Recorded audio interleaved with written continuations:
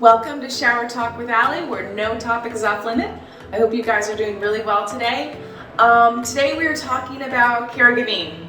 And if you are not familiar with disabilities, especially those with severe disabilities like my own, where I'm paralyzed from the chest down with paralyzed little paws, as I call them, then this is going to be really interesting and freaky, and you're going to kind of go away thinking, how are there humans like this in the world, and how does she possibly, maintain hope in other human beings?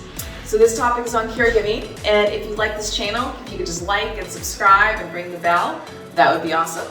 So let's jump right into it, as I say. I have had caregivers that I hire and employ and pay, not just family and friends, who have taken care of me for this long.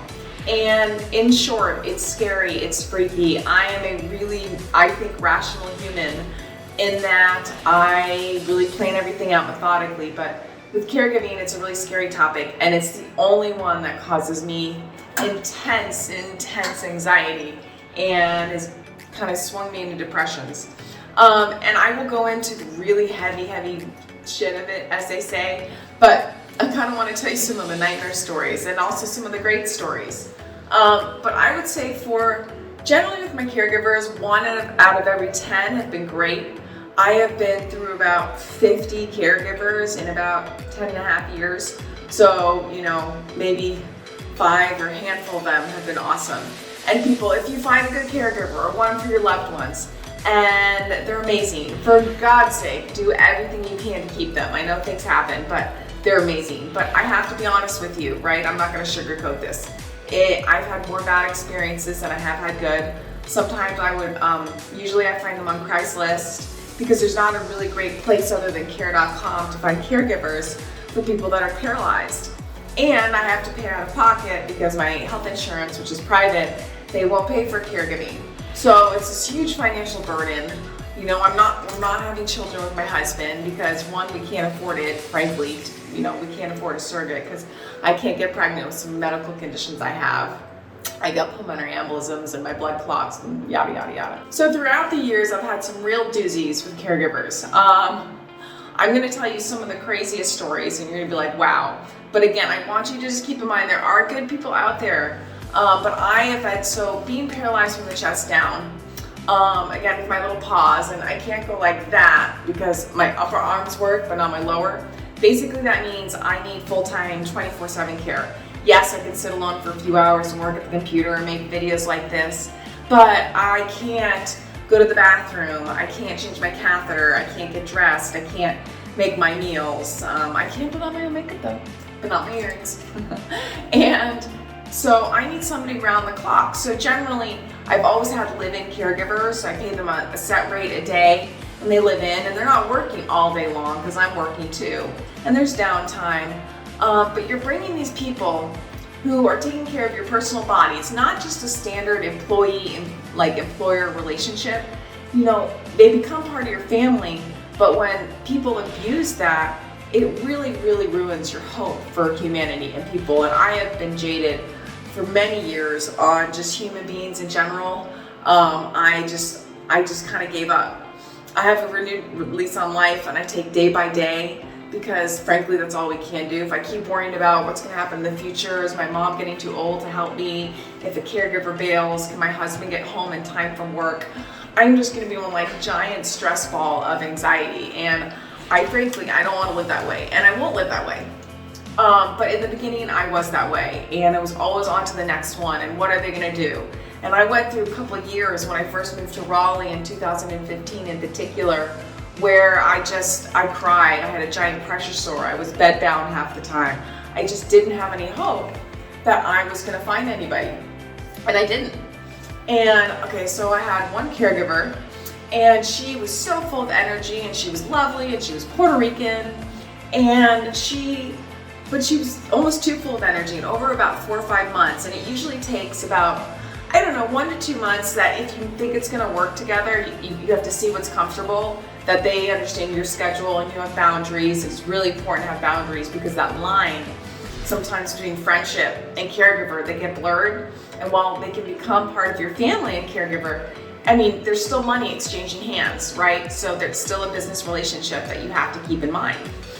And she started to cry and cry on me and with me, and my day was totally interrupted from her personal life. So a big challenge I've had is because I listen and I don't pass judgment, I somehow get unloaded with a million things with caregiver baggage and their life and all the challenges, and can I help them, and how can I help them? And I try to do my best, but there does have to be a line drawn in sand at some point for sure.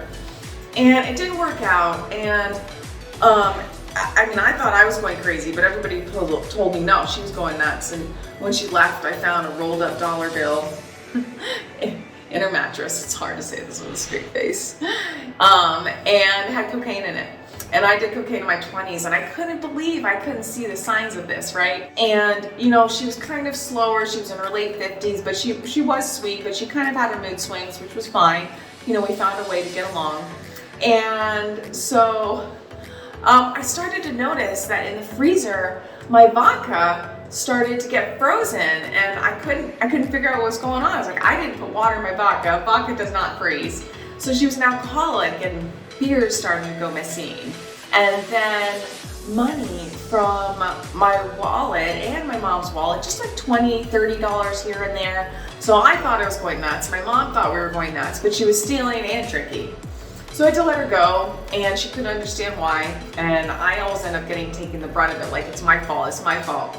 And after a while, you start believing that. You do. I remember also this one Jamaican lady, and she came in, and I loved her. I thought we got along great. And she also took something, and she came in the next morning, and she proceeded to roll me off my bed, like physically, and she was still in training. So my mom, thank God, my mom has saved me so many times. Thank you, Mom. And she proceeded to roll me off the bed and pull the catheter out of my bladder, because it's in my bladder. It's called a suprapubic catheter. I'll get into that another video. And my mom stopped her, and I'm terrified. And it's like she's sleepwalking. She's a zombie. So we literally push her back into her room. Several hours later, she emerges, and she has no recollection of what happened. I mean, nothing. It's insane. And she said, oh, I found out my husband cheated on me last night, and I'm just really sleep deprived. And I said, I understand sleep deprivation, but you were fine 12 hours earlier, so there's definitely something that was involved in that. And so she said, okay, you know, I'm so sorry. I said, I'm sorry it didn't work out either. And we went on our way. And then I had a $200 or something I had to give her for a check. So I put the check on the desk, and she didn't take it. And she said, I can't, you know, for what I did to you. I said, well, I appreciate that. That's respectable. And then 48 hours later, she said, I need to come get my check. I'm going to sue you. I said, excuse me, I left the check on the desk for you. So, I mean, if you're gonna play ball like that, I said, well, okay, why don't you have your lawyer call my lawyer, and then we'll coordinate the check. How about that? Never heard from her again. Of course not. I mean, the stories go on and on. I've had multiple alcoholics. I've had people on drugs. I've had people that have been emotionally abusive, just taking advantage of me trying to be kind. And while I do have a very strict set schedule, you know, when I put up these ads, I am very transparent about my needs and what it involves.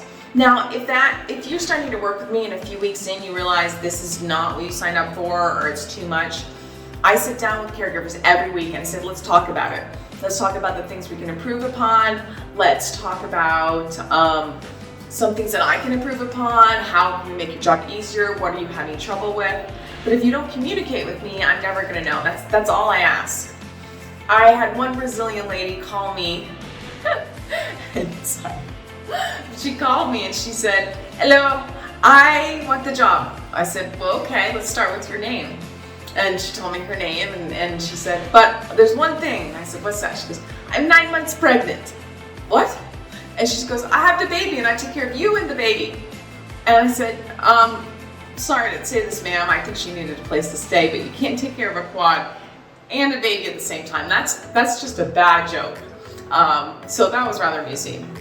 So I hope I didn't scare off too many people who are watching this and disabled. There are good people, but I just can't sugarcoat it for you. It's a long road. It's always going to be. It's one of those like burdens that we have to bear. being injured and being disabled, and one of those things that when you're able-bodied and you see somebody in a wheelchair, you don't think about. I go out with my friends and I'm the fun alley, but they don't see the incredible amount of work that I have to put in to my everyday life just to physically survive, right? So just think about, survival of the fittest. I mean, as a quadriplegic, thank God for technology, because 50, 60, 70 years ago, I would be dead in a heartbeat. But to survive every day, I have to work very hard at it.